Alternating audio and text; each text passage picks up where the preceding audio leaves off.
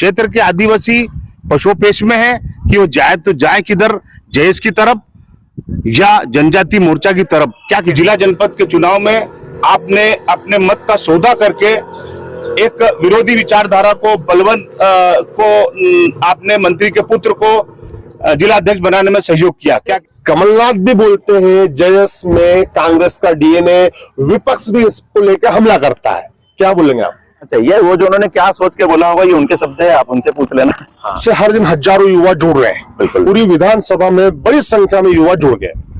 वो आपको विधायक के रूप में देखना चाह रहे हैं, कांग्रेस का या निर्दलीय। यदि कांग्रेस टिकट नहीं देती है तो क्या करेंगे आप? आप देख रहे हैं सत्याग्रह लाइव।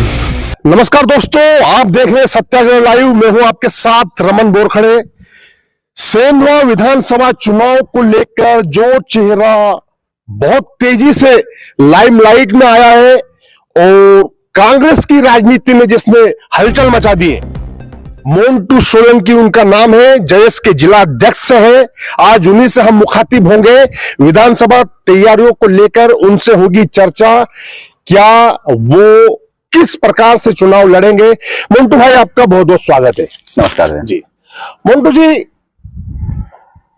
1 साल 6 महीने पहले तक के आप जयस के जिला अध्यक्ष के रूप में थे। पूरा परिदृश्य अलग ही था, सामाजिक सेवा में लगे थे आप, समाज के काम में आगे आते थे। अचानक कांग्रेस की राजनीति में आपका नाम सुनाई दे रहा है। अचानक राजनीति में कैसे क्या पदार्पण हुआ ये? देखो, मैं शुरू से सामाजिक कार्यकर्ता था, हूं और हमेशा रहूंगा। जैसे एक स्वतंत्र विचारधारा के साथ में समाज के मुद्दों को लेकर काम करता है। हाँ। रही बात राजनीति की, तो अब क्या है कि जो आदिवासी युवा है वो लगभग समझदार हो चुका है और वो अपने हक और अधिकार के लिए लड़ता है। हाँ। अगर वो आवेदन निवेदन ज्ञापन देकर अगर थक गया है या उसकी कोई सुनवाई नहीं हो रही है, तब फिर उनने युवाओं ने डिसाइड किया, हमारे जयस के संरक्षक ने मिशन 2023 युवा नेतृत्व भी तैयार किया है हमारे युवाओं के लिए। तो युवा ने अब अपना मन बनाया है कि भाई अब हमारे हक और अधिकार के लिए कब तक हम लड़ते रहेंगे रोड पे। अब हम चाहते हैं कि सदन में जाए, लोकसभा में, विधानसभा में युवा जाना चाहिए और अपने हक और अधिकार की बात करना चाहिए। इसलिए युवा मैदान में है और हम भी उनके साथ में हैं। ठीक है। मोंटू भाई, विधानसभा में आप गांव-गांव जा रहे हैं।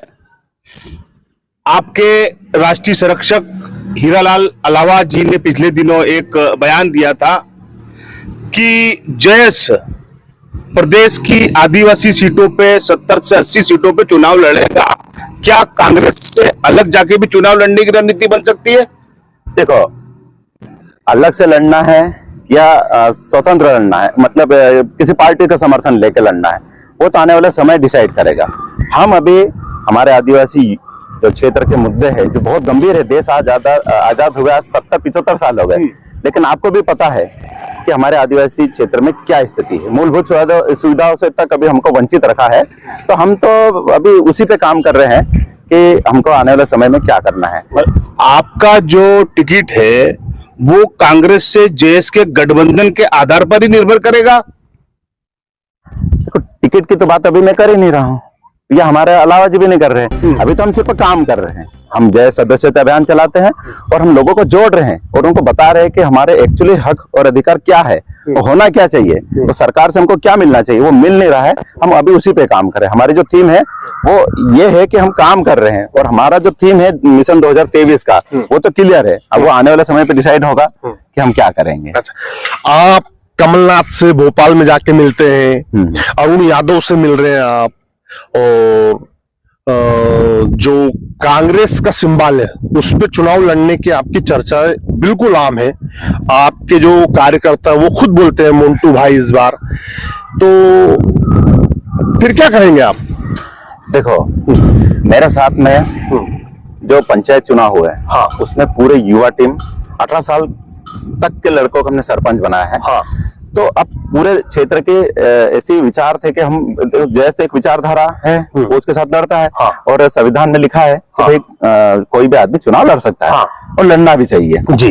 तो जो कमलनाथ से मिलने की बात है, तो हमारे क्षेत्र के पूरे जो हमारी टीम तैयार हुई थी, उन्होंने ऐसे चर्चा हुई कि भाई जो 2000 आने वाले जो 23 में जो चुनाव है उसमें कहीं ना कहीं हमारे क्षेत्र की बातों को रखना चाहिए। हाँ। तो हमने ये बातें शिवराज जी के सामने भी रखी थी जब चाय आए थे क्षेत्र मुद्दों को लेकर। हाँ। और ये बात हमने कमलनाथ जी से सामने भी रखे हैं। और अच्छा। बोला हमने कि भाई हमारे क्षेत्र में नर्मदा का पानी चाहिए, हाँ। हमारे स्कूलों में मास्टर चाहिए, हमारे दवाखाने में डॉक्टर चाहिए, हाँ। ये जो पलायन हो रहा है, हाँ। तो हमको रोजगार चाहिए। ये बात हमने शिवराज जी से भी रखी थी और कमलनाथ से भी रखी। अच्छा, मिले हम उनसे। जो आपके प्रयास चल रहे हैं, हाँ। यदि कांग्रेस आपको टिकट देती है तो जो कांग्रेस की जो कार्यकर्ता है, नेता है, उनसे आपका मेल मिलाप नहीं है। अभी आप जयेश को लेके चलते हैं, पर जो क्षेत्र विधानसभा क्षेत्र के कांग्रेस नेता है, कांग्रेस कार्यकर्ताओं का पूरा एक फौज है, उनसे आपका वो तालमेल नहीं है। देखो ये आप ऐसा सोच रहे हैं। अच्छा। 2018 में हमने विधानसभा में क्या काम किया था वो जग जाहिर है। अच्छा, क्या किया था?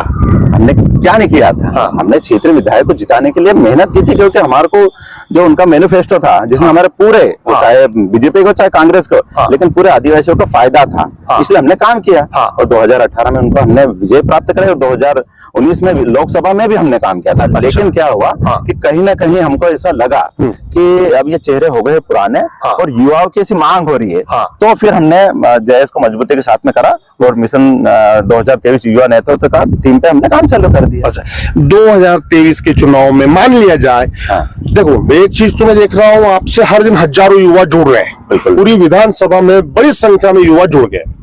वो आपको विधायक के रूप में देखना चाह रहे हैं, कांग्रेस का या निर्दलीय। यदि कांग्रेस टिकट नहीं देती है तो क्या करेंगे आप? देखो अभी तो हम सिर्फ तैयारी कर रहे हैं। हाँ। ये हमारे आने वाला समय डिसाइड करेगा कि हमको क्या करना है। हाँ। हम अभी से कैसे बोलते हैं कि हम क्या करेंगे। अच्छा। हम तो ये चाहते हैं हाँ। कि भाई हमारा युवा नेतृत्व तैयार हो। हाँ। और सभी की खुशी से तैयार होना चाहिए, क्योंकि हम अच्छे मुद्दों पे काम कर रहे हैं। मैंने पिछली बार डिबेट हुई थी, उसमें भी मैंने बताया था कि जो यहाँ की जिनिंग फैक्ट्रियां थी सेंधवा की, वो 110 के समथिंग थी। तो हमारे लोग कम से कम 10 से 12 हजार यहाँ पर आके रोजगार मिलता था। वो चले गए महाराष्ट्र में, और वैसे वो गए महाराष्ट्र में तो हमारे लोगों ने पलायन करके महाराष्ट्र में चले गए। तो हम एक अच्छा काम करें, उसमें सब लोगों को मिलकर करना चाहिए। और रही बात विधायक की, तो आने वाले समय डिसाइड करेगा कि हम क्या करें। हम आज भी काम कर रहे हैं और अगर मौका मिलेगा तो कल भी करेंगे। आरसी लाल भी तो अच्छा काम कर रहे हैं। ये हम आप बात करने से थोड़ी होता है। उस क्षेत्र में जाके अगर आम जनता को अच्छा काम कर रहे हैं तो 100% वो अच्छा कर रहे होंगे, लेकिन अगर नहीं कर रहे होंगे तो वो तो आप हम सब जानते हैं, जनता जानती है। आप जयेश के माध्यम से आदिवासी समाज की सेवा करते हैं, आप जयेश के जिला अध्यक्ष भी हैं। आदिवासी समाज में और भी जन संगठन है, आदिवासी मुक्ति संगठन, जनजाति मोर्चा भी ये बोलता है कि हम भी आदिवासी समाज को सही राह पे ले जाना चाहते हैं। क्षेत्र के आदिवासी पशुपेश में है कि वो जाए तो जाए किधर, जयेश की तरफ या जनजाति मोर्चा की तरफ, क्या कहना चाहेंगे? देखो मुक्ति संगठन जो है वो जल जंगल जमीन पे पिछले 32 सालों से काम कर रहा है, और हम उन्हीं के मार्गदर्शन में हम काम कर रहे हैं। लेकिन हमने जो जयेश के माध्यम से एक युवाओं पे जो आज क्या बोलते हैं नौकरियां नहीं मिल रही है, 1 लाख पदों की भर्तियां नहीं हो रही है, तो युवा पूरी तरीके से रोड पे आ गया है। तो जयेश ने उन युवाओं को इकट्ठा करके उनका एक संगठन बनाया और काम कर रहा है। रही बात जनजाति की, तो वो भी उनके स्तर पे काम कर रही है। विचारधारा की लड़ाई है, किसी पर्सनल तो लड़ाई है नहीं, विचारधारा की लड़ाई है। वो उनके हिसाब से काम करेंगे, जयेश उसके हिसाब से काम करता है। और जयेश सिंपल काम करता है, भाई हमारे को रोजगार चाहिए, हमारे शिक्षा की व्यवस्था सुधरनी चाहिए, हमारे स्वास्थ्य की व्यवस्था सुधरनी चाहिए, हमारे क्षेत्र में डेवलपमेंट होना चाहिए। तो ये इस चीज पे काम करता है। बाकी दूसरी चीजों से जयेश इतना वो नहीं है किसी से, भैया आपको जो करना हो करे। जयेश ये 4-5 मुद्दों पे काम करता है। और अगर आपने से पूछा ही है कि जयेश, तो मैं जयेश के जिला अध्यक्ष होने के नाते मैं देख रहा हूँ कि क्षेत्र में इतना सूखा है, और हम नर्मदा के पानी लाने के लिए पूरी 50,000 आदिवासियों को इकट्ठा करके बड़ा धरना करने की बात चल रही है। क्योंकि हमारे नेताओं ने अभी तक ऊंचा हाथ करके नर्मदा हर ही बुलवाया है, पर हमारे घर में नर्मदा का पानी अभी तक नहीं आया है। और वो आएगा तो वो हमारे यहाँ पर भी आएगा, वो आपके सेंधों में भी आएगा। अंतर सिंह आर्य बोल रहे हैं अभी जुलाई माह के शुरुआत में नर्मदा जल का है ना भूमि पूजन होना है सेंधवा के लिए। बिल्कुल होना चाहिए, क्योंकि वो भी एक आदिवासी समाज से आते हैं, और आदिवासी समाज की क्या स्थिति है वो मेरे से अच्छे वो जानते होंगे, मेरे से सीनियर है वो। लेकिन अगर वो पानी ला रहे हैं तो लाना चाहिए ना। 15 साल कैबिनेट मंत्री रहे थे, तो मेरे हिसाब से तो बहुत पहले ले आना चाहिए। अगर आप वो कोशिश कर रहे हैं और हम भी कोशिश कर रहे हैं, जो भी आएगा पानी सबके लिए आएगा। आपने जैसे बताया कि जयेश सरलता से, सहजता से समाज में काम करता है। आम लोगों का ऐसा कहना है कि जयेश चूंकि आदिवासी समाज का संगठन है, एक आक्रामक संगठन है और आक्रामकता के साथ में वो समाज में काम करता है। इससे जो अदर समाज है, जो अन्य समाज है, उनके मन में एक जयेश से थोड़ा विरोध का माहौल है। जयेश से उनको लगता है कि जयेश हमारे ऊपर जो है उनको खतरा नजर आता है। ऐसा क्यों? और सभी समाजों को आप, क्योंकि आप राजनीति के मैदान में उतरेंगे तो आपको समन्वय की आवश्यकता होगी, तो आप कैसे स्थापित करेंगे उस समन्वय को जो अभी दूसरे समाज में आपके खिलाफ कुछ भावनाएं हैं? देखो क्या होता है कि जब कोई आदमी अच्छा काम करता है तो उसको बुराई करने वाले 10 आदमी तैयार हो जाते हैं, जिनसे उसको, हमारे जैसे जिनको खतरा है वो राजनीतिक खतरा मानते हैं। बाकी जो आम जनता है या जो बिजनेसमैन है वो कभी भी जयेश के बारे में ऐसी विचारधारा नहीं ला सकते, क्योंकि हम जो बात कर रहे हैं, अब हमने बता दो आपकी कौन सी राजनीतिक पार्टी ने बात करी थी कि ₹2.25 का जो टैक्स है, मंडी टैक्स है, उसको घटाया जाए। हमने शिवराज सिंह से हमने विरोध हुआ था, हमने चाचरा में जब प्रदर्शन की बात चली थी तो प्रशासन एकदम अलर्ट हो गया था और उनको ये लग रहा था कि उनका विरोध करेंगे, लेकिन हमने ये बोला कि हमारे क्षेत्र मुद्दों पे बात करेंगे और पूरी टीम के साथ में मिले और हमने ये बात रखी कि जो महाराष्ट्र के तर्ज पे जो 50 पैसे का जो टैक्स है वो यहाँ हमारे सेंद्रा विधानसभा में लागू करे। उससे देखो सबका फायदा है। मतलब अगर सिंपल सा मेरा एक लॉजिक चलता है कि पैसा अगर हमारे पास रहेगा तो ही हम व्यापारी के पास जाके खरीदेंगे, लेकिन वो कब होगा? जब हमारे को यहाँ रोजगार मिलेगा। अब रोजगार कब मिलेगा? जब यहाँ पर जो है सरकार है, जो मौजूदा सरकार है, उसको टैक्स में छूट देना चाहिए, डेवलपमेंट करना चाहिए, मनरेगा के काम लागू होना चाहिए, ताकि फिर हमारे लोगों के पास पैसा आएगा तो हम पैसा आपके पास में सेंधवा में आके खर्चा करेंगे ना। तो ये चीजें होना चाहिए। और जो हमारी बुराई करता है, जो खतरे वाली बात है, ये किसी व्यापारी को खतरा नहीं है, खतरा राजनीतिक पार्टी को खतरा है, जिससे उनकी जो वो चलता है रोजगार। तो आप तो राजनीतिक पार्टी में जाना चाह रहे हैं? मैं राजनीतिक पार्टी में जाना तो पड़े, पर मैं मेरे सिद्धांतों को लेके जाऊंगा।